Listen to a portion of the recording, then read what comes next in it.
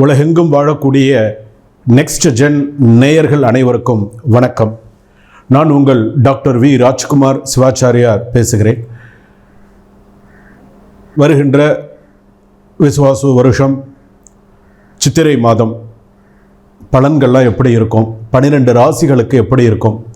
பொதுவாக தமிழ் புத்தாண்டு அப்படின்னு சொல்லும்பொழுது சித்திரை மாதத்திலிருந்து பங்குனி மாதம் வரையில் மகர சங்கராந்தி அப்படின்னு சொல்லுவாங்க. அப்போ இந்த சித்திரை மாதம் அப்படிங்கிறது சூரிய பகவான் மேஷ ராசியில் உச்சம் பெறுவது. அதற்கு பெயர் பார்த்திங்க அப்படின்னு சொன்னால் இந்த சித்திரை வருடப்பிறப்பு அப்படின்னு சொல்லுவாங்க. சூரிய பகவான் சித்திரை மாதத்தில் மேஷ ராசிக்கு வரது அப்படின்னு சொல்லுவாங்க.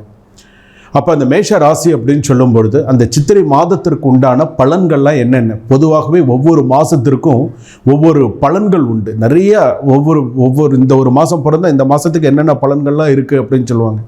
பொதுவாக அதுவும் இந்த சித்திரை மாதத்தில் ஏற்கனவே இருக்கக்கூடிய சில விஷயங்கள் அப்படின்னு வரும்பொழுது சித்ரா பௌர்ணமி, சித்திரை மாதத்தில் வரக்கூடிய சித்ரா பௌர்ணமி, அடுத்ததாக பார்த்திங்க அக்னி நட்சத்திர ஆரம்பம், அதற்கு அடுத்ததாக பார்த்திங்க அப்படின்னு சொன்னால் ராகு கேது பயிற்சி, குரு பயிற்சி, முதல் கிருத்திகையே பார்த்திங்கன்னா செவ்வாய்க்கிழமை அன்னைக்கு வருது. அது அடுத்ததாக பார்த்திங்கன்னா முதல் அந்த பிரதோஷம் அப்படிங்கிறது சனி மகா பிரதோஷம். அதற்கு அடுத்ததாக பார்த்திங்கன்னா அட்சய திருதி என்று சொல்லக்கூடிய புதன்கிழமையில் வருது. பொண்ணு கிடைச்சாலும் புதன் கிடைக்காது அப்படின்னு சொல்லுவாங்க, அது புதன்கிழமை வருது. இத்தனை சாராம்சங்களும் கொண்ட மாதம் பார்த்திங்க அப்படின்னு சொன்னால் சித்திரை மாதம். அப்போ இந்த ராசியில் 12 ராசியில் பிறந்தவர்களுக்கெல்லாம் எப்படி இருக்கும் அப்படிங்கிறது எல்லாமே நம்ம தெரிந்து கொள்ளலாம். பொதுவாகவே இந்த வருட பிறப்பை, புது வருட பிறப்பை வைத்து பஞ்சாங்கம் வாசிக்கிறது அப்படின்னு சொல்லி ஒரு அமைப்பே உண்டு. பஞ்சாங்கம் வாசிக்கிறதுங்கிறது சித்திரை மாதம் எல்லா ஆலயங்களிலுமே இந்த பஞ்சாங்கம்ங்கிறது வாசிக்கிறது உண்டு. இது என்ன, இந்த வருஷத்தில் என்ன ஆதாயம் விரயம் நோய்கள் எப்படியெல்லாம் இருக்கும் அப்படிங்கிறது எல்லாமே சொல்லுவாங்க. அப்படி சொல்லக்கூடிய விஷயத்தில் பார்த்திங்கன்னா நாட்டில் ஆட்சி மாற்றம் கண்டிப்பாக ஏற்படும். இந்த சித்திரை விஷுவாசு வருஷத்தில் ஆட்சி மாற்றம் ஏற்படும், பதவி மாற்றம் ஏற்படும். பதவியில் நிறையா பேருக்கு பதவி மாற்றம் அப்படிங்கிறது ஏற்படும். அதிக வெயில் ஏற்படும், தாங்க முடியாத அளவுக்கு வெயில் இருக்கும். அதே போல் பார்த்திங்கன்னா பெரிய அளவில் தீ விபத்து இருக்கும் அப்படின்னு சொல்லியிருக்கு. புது வகை விவசாய உற்பத்தி அப்படிங்கிறது உண்டு. அதே போல் அரசாங்கத்தில் புதிய வரி விதிப்பு அப்படின்னு சொல்லி ஏற்கனவே நம்ம வரி கட்ட முடியாமல், டேக்ஸ் கட்ட முடியாமல் நிறைய விஷயங்கள்லாம் பார்த்துட்டு இருக்கோம். இதில் புதுசாக வரின்னு என்ன சொல்வீங்க? அதனால் இந்த வருஷத்தில் அரசாங்கத்தில் புதிய வரி விதிப்பு, புதுசாக இனிமேல் வரி விதிப்பெல்லாம் அதிகமாக வரும். இது எல்லாமே இனிமேல் மக்கள் பார்த்துட்டு தான் இருக்கணும், வேறு வழி இல்லை. ஏன்னா புதிய வரி விதிப்பு அப்படிங்கிறது இந்த தமிழ் புத்தாண்டுலேருந்து இந்த இதில் இருக்குது. அதற்கு அடுத்ததாக பார்த்திங்கன்னா விலைவாசி உயர்வு, கட்டுக்கடங்காத விலைவாசி உயர்வு. எப்போதுமே ஒரு மனிதனுக்கு பார்த்திங்கன்னா சில விஷயங்கள் ஒரு கட்டுக்குள்ளே இருக்கும் பொழுது அவனால் சமாளிக்க முடியும். அதை தாண்டி போகும்போது அவன் ரொம்ப தடுமாற்றம்ங்கிறது வரும். அந்த தடுமாற்றம்ங்கிறது வரக்கூடிய ஒரு வருடமாக அமைகிறது. அதே போல் பார்த்திங்கன்னா தங்கம் விலை உயர்வு இருக்கக்கூடிய விட இன்னும் அதிகமாக விலை உயரக்கூடிய அளவுக்கு இருக்கும். தங்கம் வியாபாரம் பார்த்திங்க அப்படின்னு சொன்னால் அதிக அளவில் நடக்கும் அப்படின்னு சொல்லியிருக்கு. கொஞ்சம்லாம் இல்லை, அதிக அளவில் தங்க வியாபாரம் நடக்கும் அப்படின்னு சொல்லியிருக்கு. அதே போல் பங்கு வர்த்தகம் அப்படின்னு சொல்லும்போது நல்ல ஹையில் போகிறதுக்கு வாய்ப்புகள் நிறையா இருக்கக்கூடியதாக மாதமாக அமைகிறது. இத்தனை அம்சங்களும் கொண்டது இந்த சித்திரை மாதம் அப்படின்னு சொல்லலாம். இந்த தமிழ் விசுவாச வருஷ சித்திரை மாதம் தமிழ் புத்தாண்டு அப்படின்னு சொல்லலாம். இதில் நிறைய விசேஷங்கள், தெய்வீக சம்பந்தப்பட்ட எல்லா விசேஷங்கள், குரு பயிற்சி, ராகு கேது பயிற்சி, இது போன்ற சில பயிற்சிகள், இது எல்லாமே பார்த்திங்க அப்படின்னு சொன்னால் ஜாதகர்களுக்கு நிறைய மாற்றங்கள், ராசிக்காரர்களுக்கு நிறைய மாற்றங்களை ஏற்படுத்தக்கூடிய அதி உன்னதமான மாதமாக அமைகிறது. அடுத்ததாக தமிழ் புத்தாண்டு சித்திரை மாத விருச்சக ராசி பலன்கள் எப்படி இருக்கும்? பொதுவாக விருச்சக ராசி அப்படின்னு சொல்லும்போது விசாக நட்சத்திரம் விருச்சக ராசி, கேட்டை நட்சத்திரம் விருச்சக ராசி.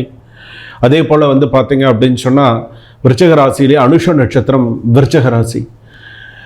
அதாவது விருச்சக ராசி பொறுத்த அளவுக்கு இந்த காலகட்டம் அப்படின்னு எடுத்துக்கும் போது விருச்சகம், தனுசு, மகரம், கும்பம், மீனம் சில விஷயங்கள் சாதகமாக அமையக்கூடிய ஒரு சூழ்நிலைகள் உண்டு. சில விஷயங்கள்லாம் சாதகமாக அமையும். ஏன்னா விருச்சக ராசி பொறுத்தளவுக்கு நிறையா சிரமப்பட்டாச்சு.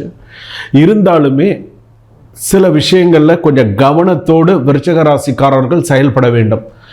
அது மேலே இருக்கிறவர்களாக இருந்தாலும் சரி, கீழே இருக்கிறவங்களாக இருந்தாலும் சரி, விருச்சக ராசி பொறுத்தளவுக்கு யோசித்து சமயோஜிதமாக யோசித்து நிதானித்து முடிவு எடுக்கிறது நல்லது. ஏதாவது ஒரு சின்ன ஒரு விஷயத்தில் நீங்கள் அவசரம் காட்டினால் கூட சில விஷயங்கள் வந்து பார்த்தீங்க அப்படின்னு சொன்னால் அவப்பெயரை ஏற்படுத்தும். அதனால் எந்த ஒரு விஷயத்திலையும் கொஞ்சம் பொறுமை நிதானித்து செயல்பட வேண்டியது விருச்சிக ராசி பொறுத்தளவுக்கு மிக முக்கியமானது. அடுத்ததாக நம்ம சொல்லக்கூடியது அப்படின்னு சொல்லும்போது, இந்த சித்திரை மாதத்தில் விருச்சிக ராசி பொறுத்தளவுக்கு அடுத்தடுத்து என்னென்ன விஷயங்கள் வருது. விருச்சிக ராசி பொறுத்தளவுக்கு அடுத்தடுத்ததாக வந்து பார்த்தீங்கன்னா ராகு கேது பயிற்சி வருது, குரு பயிற்சி வருது. இந்த குரு பயிற்சி அப்படின்னு சொல்லும்பொழுது விருச்சகம், தனுசு, மகரம், கும்பம், மீனம், மேஷம், ரிஷபம், மிதுனம், கரெக்டாக எதில் வர்றார்? 8ல் வர்றார். இப்போ 8ல் வரும்போது எப்படி இருக்கும்? ரொம்ப கவனமாக இருக்கணும். 8ல் வரும்போது அஷ்டமத்தில் குரு இல்லையா, ரொம்ப கவனமாக இருக்கணும். இந்த குரு பயிற்சிக்கு அப்புறமா வந்து பார்த்தீங்க அப்படின்னு சொன்னால் விருச்சிக ராசியுடைய உடல்நிலை, வயதானவர்கள் உடல்நிலை, இதெல்லாம் கொஞ்சம் கவனமாக பார்த்துக்கணும். இந்த ஊசி போட்டுக்கிறவங்க இதெல்லாம் கொஞ்சம் கவனமாக பார்த்துக்கணும். அதே போல் இந்த விருச்சிக ராசியில் இருக்கக்கூடிய பெண்கள் வேலை விஷயத்தில் ரொம்ப எச்சரிக்கையாக இருங்க. வேலை விஷயத்தில் நம்ம எப்படி வேலை பார்க்கணும், என்ன செய்யணும், எப்படி இருக்கணும் அப்படிங்கிறதுல கொஞ்சம் பொறுமையாக நிதானித்து அந்த வேலையில் இருங்க. பெண்கள் குடும்பத்தில் இருக்கக்கூடியவர்கள், நான் ஹவுஸ் ஒய்ஃபாக இருக்கேன், வீட்டில் இருக்கேன் அப்படின்னு சொன்னால் வீட்டில் இருந்தபடியே ஏதாவது ஒரு பிஸ்னஸ் பண்ணக்கூடியணும் அப்படின்னு ஆரம்பிச்சிங்க அப்படின்னு சொன்னால் ஆரம்பித்து சிறப்பாக நீங்கள் செய்ய முடியும். உங்களுக்கு அந்த தன்னம்பிக்கை, அந்த சில விஷயங்கள் உண்டு, கண்டிப்பாக உங்களால் செய்ய முடியும். கணவருக்கு உங்களால் முடிஞ்ச ஒரு உதவி கண்டிப்பாக நீங்கள் உங்களால் செய்ய முடியும். ஏன்னா இன்னைக்கு இருக்கக்கூடிய காலகட்டத்தில் உங்களுக்கு அந்த யோகம் அமைப்பு அப்படிங்கிறது உண்டு. விருச்சிக ராசியில் பிறந்த ஆண் கேட்டை நட்சத்திரம் விருச்சிக ராசி அப்படின்னு எடுத்துக்கும் பொழுது, ஆண் வந்து கேட்டை நட்சத்திரத்தில் இருப்பவர்கள் ஓரளவுக்கு சில விஷயத்தை சமாளித்து கொண்டு போகக்கூடிய சூழ்நிலைகள் உண்டு. பண விஷயத்தில் எச்சரிக்கையாக இருங்க. கொடுக்கல் வாங்கல் விஷயத்தில் எச்சரிக்கையாக இருங்க. வீண் அவப்பெயர் வரும், வேலை செய்கிற இடத்துல அவப்பெயர் வரும். ஸோ கவனத்தோட எச்சரிக்கையோட விஷயங்கள்ல இருங்க. மறைமுக பிரச்சனைகள், மறைமுக எதிரிகள் உண்டு. டைரக்டாக இருக்க மாட்டாங்க, இன்டைரக்டாக பிரச்சனைகள் வரும். உங்ககிட்ட நேரடியாக வந்து சண்டை போட மாட்டான், யாருக்கிட்டையாவது விட்டு தூண்டி விட்டு சண்டை போடுவான். ஸோ கவனமாக இருங்க. ஆட்சியாளர்களுக்கு ஆபத்து, ரொம்ப கவனமாக இருக்கணும். இதுதான் ரொம்ப முக்கியமான விஷயம். ஆட்சியாளர்களுக்கு ஆபத்து. இன்னைக்கு விருச்சிக ராசியில் இருக்கக்கூடிய ஆட்சியாளர்கள் இருந்தாங்கன்னு சொன்னால் அவங்களுக்கு கண்டிப்பாக பேராபத்து. ரொம்ப நீங்கள் ஒரு சில விஷயங்கள் சரியாக செய்யலை அப்படின்னு சொன்னால் ரொம்ப பின்னடைவை எதிர்பார்க்கக்கூடிய ஒரு சூழ்நிலை கண்டிப்பாக வரும். ஸோ கவனத்தோடு எச்சரிக்கையோடு இருங்க. ஏன்னா சில விஷயங்கள் அதெல்லாம் நம்ப மாட்டாங்க. சில பேர்லாம் வந்து தன்கிட்ட இருக்கக்கூடிய சில விஷயங்களை பார்க்கும்போது அவங்க என்ன நினைப்பாங்க, இதெல்லாம் அவங்க ஏதோ சொல்கிறாங்க அப்படின்வாங்க. இப்போ நான் சொல்லியிருக்கக்கூடிய ஒரு வரியை இதுக்கப்புறமா என்னைக்காவது ஒரு நாள் அதை பார்க்கும்போது அவங்களுக்கு தெரியும், சாமி அன்னைக்கு சொல்லியிருந்தாங்க இந்த வார்த்தையை அப்படின்னு சொல்லி. அதனால் இந்த பண விஷயங்கள், அரசியல் விஷயங்கள் எல்லாம் முன்னெச்சரிக்கை நடவடிக்கையோடு போகிறது அப்படிங்கிறது நல்லது. ஒரு விஷயத்தை 10 தடவை யோசித்து செய்யுங்க.